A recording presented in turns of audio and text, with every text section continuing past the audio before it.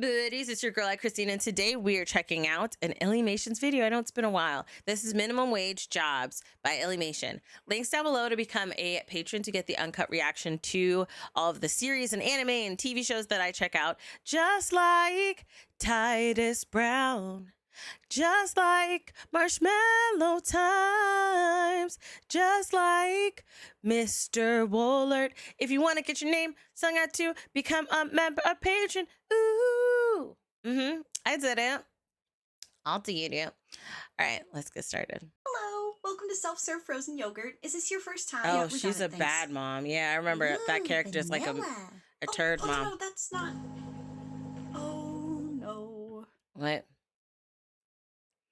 Oh dear. Hey, why don't we try that with a spoon?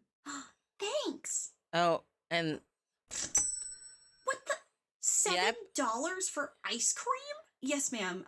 It's 50 cents per ounce. Right, and right. It seems like your son got quite a lot. Right, a lot. This place is ridiculous. Such a scam, I swear. Ew, my ice cream is sour. What? Let me see that. Oh. The flavor he chose is tart, but we have a sign for... Come on, Billy. Let's get some real ice cream. Wow. Mom, they have gumballs. Wow.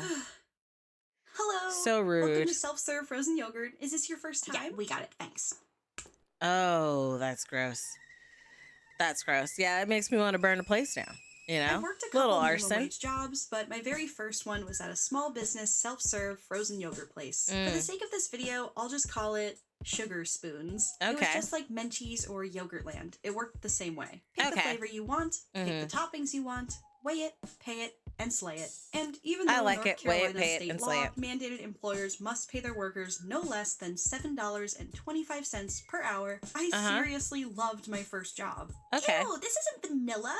Because it taught me a lot about how the world works. Yeah, Sugar people Spoons are was horrible. A small business run by a group of hardworking women. They didn't have commercials and billboards like all the other big business dessert places. Right. They just had good old-fashioned word of mouth and Yelp. So they really had to stand out. And they did. Frozen yogurt was a very new thing to us small-town Southerners back in the 2010s. And Froyo was marketed as this slightly healthier alternative to ice cream. We were also one of the only dessert places I could remember that always had non-dairy and sugar-free options for people with dietary restrictions, making it the perfect place. They have a big sign that says this is not vanilla. When a friend from school referred me to work there, I soon learned being a Froyo girl was quite the scrum-diddly-umptious job. A lot of my time consisted of gloving up to refill the toppings bar. I was snipping sour belts down to size, cutting cookie dough into cubes, little laser. Strawberries into slivers. Not the Fruit Ninja. I remember that game. But sometimes I'd take a little too long in the back, and I'd be lying if I said that wasn't on purpose. Right. Back in high school, I get it. I was terrified of talking to customers, especially when I needed to be assertive. Excuse me, ma'am, could you please get a cup of yogurt first? Why? It's just a piece of candy. Right, but no, you just toppings bar. Right. You're supposed to add those to your yogurt. Right. Well, I don't want yogurt. But is there a problem? Yes. Well, yes, there is. You need to pay for that. Right. What is it, like 30 cents? I'm just tasting it. No, it's not like you give people sample cups, so how am I supposed to know if I like anything? Okay, it says, please ask for a sample cup. Right above your head. Gosh, Illy, if there's such a problem, just kick them out. Listen, I would if I could. Oh my goodness, that woman. A corporation with a customer service hotline to scream at, and I was so scared of doing anything to make Cheryl over there ruin our 5-star Yelp reputation. But if I could respond and you were a teenager, with 0 consequences, I would say this: what is your problem, Cheryl? This place only needs 3 F words: Froyo, family, and fun. And yet, when you come in, I want to say a 4th F word. But I would never. Besides navigating treacherous conversations without exploding, another useful skill I learned was cleaning. Talking about, it's not like I can't get samples. Not you coming there. You knew what you was doing. Coming there eating a candy. She knew. I'm not talking about a bit of decluttering, a little sweeping, or some tidying up. I mean cleaning a bathroom floor to ceiling because some lovely customers get very creative in there. I mean poop. whipping out the gum scraper, because some amazing customers will put their gum anywhere except into a trash can. Which is disgusting. And I sure as heck People are mean disgusting. emptying those trash cans that the most incredible customers like to use to dispose of their literal shifts. Normally lasted from 4 or 6 till closing. Yeah, it's and closing time was 10 disgusting. or 11, depending on I the worked season. at Burger King, and, and I was in the high stuff school that when I saw worked at in there Sugar was Spoons. just There'd be weeks I was disgusting. so exhausted. I had swim practice, homework, a horrible boyfriend, college essays, SATs, musical theater. So when I was alone in that store and I had the chance to recharge my social battery, I'd soak up every second of it. Oh, that's nice. I'm gonna let you guys in on a little secret. What? Sometimes when it was slow, my manager would run to the store across the street for strawberries, peanut butter cups, whatever we were low on. It'd be the middle of winter, not a single customer in hours. It was just me, all alone, with the store's busted little iPod. And what would you play? That's not true. Opportunity. What made this job great was that even if 10 Cheryls came through the door, there would always be at least one amazing customer that brightened my day without even trying. I loved decorating for kids' birthday parties and seeing how excited they got when they arrived. I loved That's what we're doing for our baby's and watching people's faces light up when they tried something new. And I loved all the regulars who would come in and catch up with at the counter. baby. Because at the end of the day, whether you're on the clock or off, we are all part of the same community. And I think that's something we forget when we go to a restaurant. People forget it constantly. Anywhere, really. Minimum wage workers make the world go round, and yet they're treated like dirt.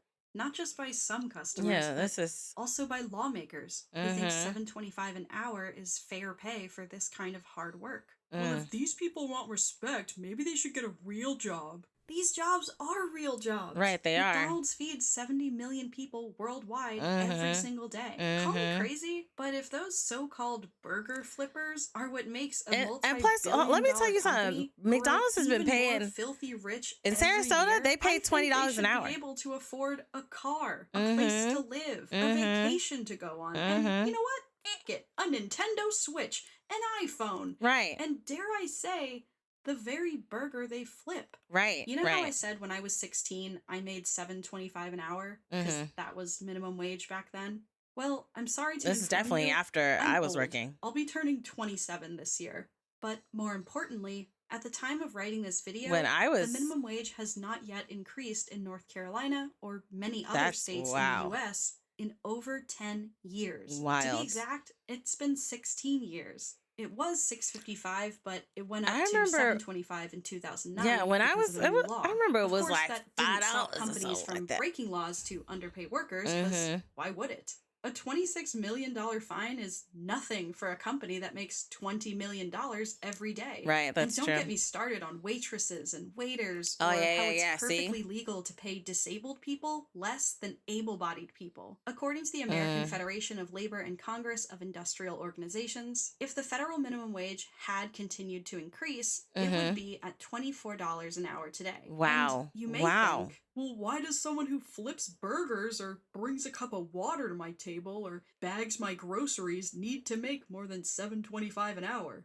They're just some high school or college kid working a no-skills job. And eggs are $8. Is not eggs are $8. Skillless position. This is cooking. So 1 hour of their job, managing. This is work that everyone benefits from. They may or may not be able to buy a dozen eggs. No matter who is working the kind of job where it's commonplace these days for people to throw food at you, I hope we can all agree that that person does not deserve to live in poverty. We all know that big companies can afford to pay their workers a living wage. Yes, they most definitely but can. Lawmakers, for whatever alleged reason, don't want to hold these companies accountable.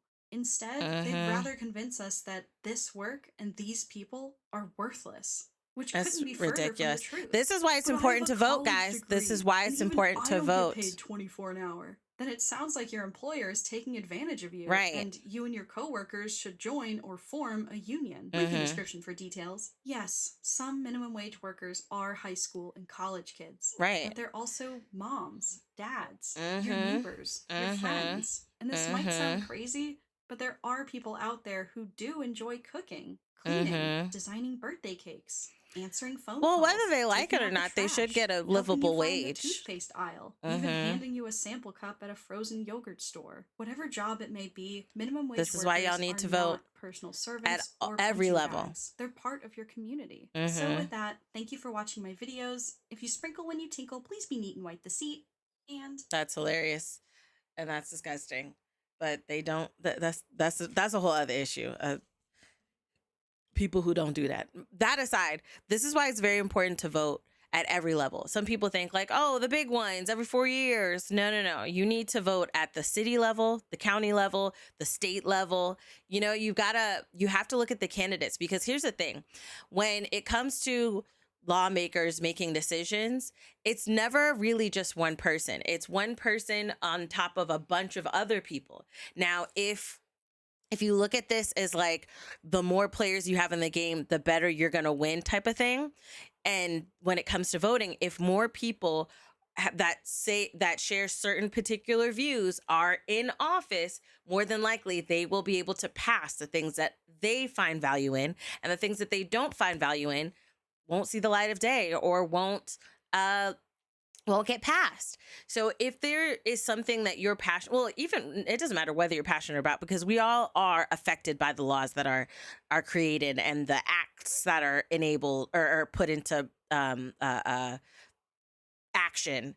And you have to look at who are the people involved. Who are the people in your county? Who are the people? You have to Senate. You got to go, pay attention at every single level, not just president, because you can vote whomever you want to as president. But if everybody underneath them is playing for a different team, it's going to be more difficult for that president to pass certain things, because it's not legal for a president to just, they have certain veto powers, of course, but in order for it to not be a dictatorship, there are other people that have to vote things for them to vote things. And there's a whole construct with it. So I would say at every level, research. See when voting is for certain things in your area, your state, your city, your county, everything.